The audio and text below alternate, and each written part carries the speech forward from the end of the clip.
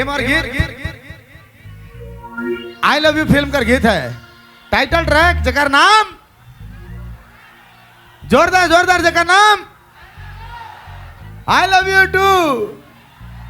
ये गीत के माध्यम से आपने मन लगने को बढ़िया अवसर है। अवसर ही है कि जे सबसे सुंदर छोड़ी है उकर पास जाना है और प्रेम से कहना है आई लव यू। अगर खिसाए गला खोले बोले के पागली नीतीश दादा का फिल्म लागल है सेकर बारे बता दो। और अगर नहीं खिसालक हाइस दिलक होले कहा मान गलक रे बाबू पूरा फायदा है। चलिए